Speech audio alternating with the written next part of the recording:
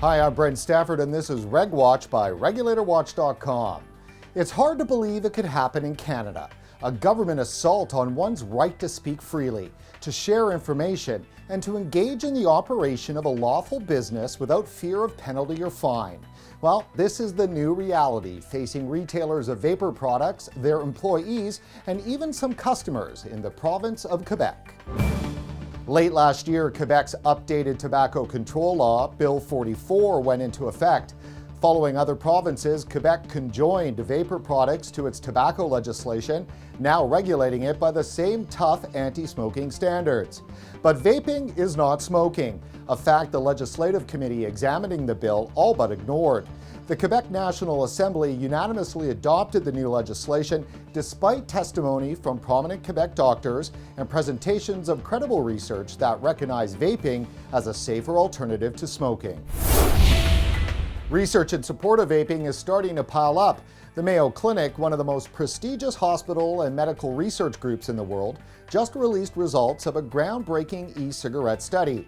Recognizing that smokers face a higher risk of complications following surgery, the Mayo Clinic provided electronic nicotine delivery devices to patients both before and after their surgeries. Patients were encouraged to use the devices whenever they craved a cigarette. The results are noteworthy.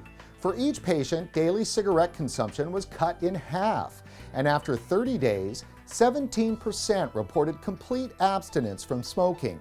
The Mayo Clinic concluded e-cigarette use is feasible and well accepted as a harm reduction strategy for patients.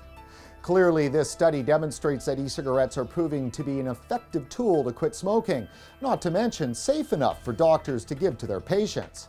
The Mayo Clinic study is a good example of the kind of valuable information that Canadian retailers of vaping products routinely share with their customers, which they can do freely in every province except Quebec.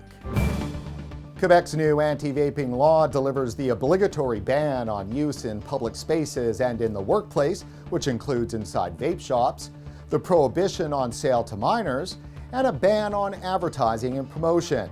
But this is where it gets tricky. Regulators at the Ministry of Health have interpreted the advertising and promotion ban to include any and all communications that show vaping in a positive light, meaning retailers and their employees are now barred from sharing positive news stories, articles, and medical research with customers. Indeed, if a Quebec retailer shared this video with a customer, they could face fines in the thousands of dollars. RegulatorWatch.com reached out to the Canadian Vaping Association and Quebec retailers to learn what chilling effect these new regulations are having on the vaping industry in Quebec. Stephanie, thanks for joining us. You work at the Canadian Vaping Association and you also work for a vape shop in Quebec. Please tell our viewers what's going on in terms of the clampdown on free speech.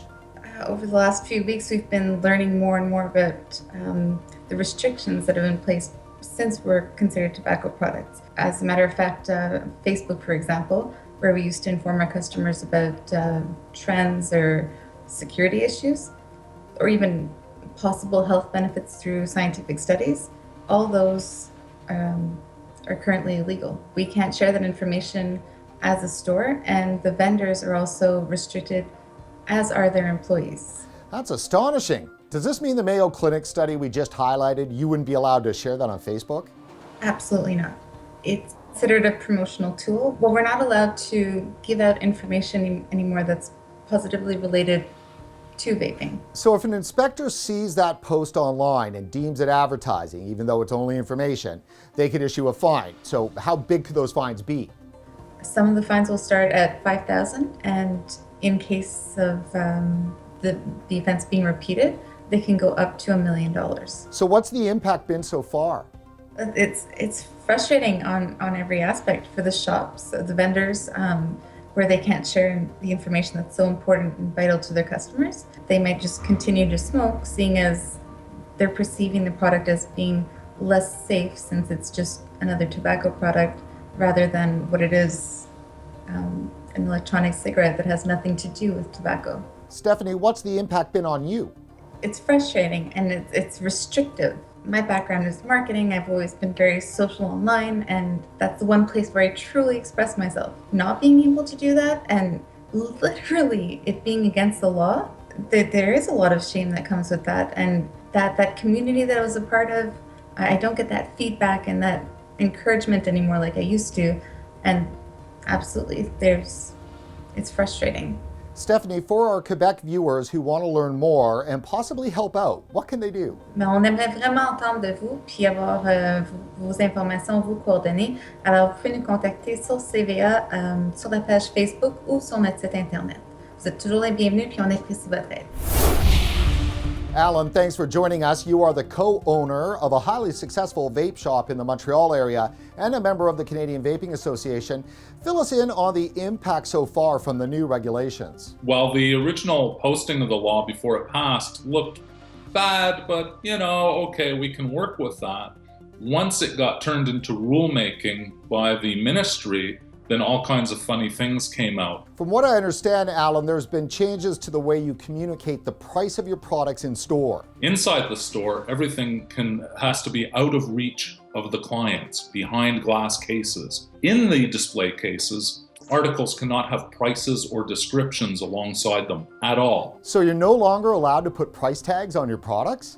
They're forcing us to either verbally respond to every request for a price, or forcing us to put up the pricing for everything in the store within a limited area of 4 square feet. That is, you could have a sign of, say, 2 feet by 2 feet, and that would hold all your article descriptions and pricing for the whole store. But it's impossible to do so when you have 200 products. It sounds like the Quebec government is deliberately trying to harm your business, a legal business, I might add. By blindly calling our business the same thing as tobacco, they're trying to kill us the same way they're trying to kill the tobacco industry. They have not recognized the fact that we are not tobacco. We are in a completely different system for delivering nicotine, and we're a solution for people who are tired of sucking poisonous gases into their lungs. And Alan, vendors are also now being restricted from communicating the benefits of that solution? We cannot pass out any articles of any kind, of any nature. No information about vaping is allowed to pass from our lips or our hands into those of the consumer. So other than telling them how a product works and how to use it and so on and so forth, I can't say something like, well, if you use this, you should go get that New England Journal, or the recent study by British, Greek, and Italian researchers on the lowering of blood pressure by using vape versus smoking. I'm not allowed to convey that information to them. Who told you that you're not allowed to share that information? Actually, the inspector made a comment because I have a book written by a French doctor that I had on the coffee table in our store, as well as some vape magazines. And she told us that we had to remove all of that material and that we were not allowed to convey such material to our clients. And does that go for online as well? Absolutely. I've already been told by the ministry that I had to take certain things off my Facebook page as well as my website. They are monitoring that. One anecdote I heard was that if, say, you have a client post something positive about your store, then they will begin monitoring that person to try to figure out if they are your agent to promote your store.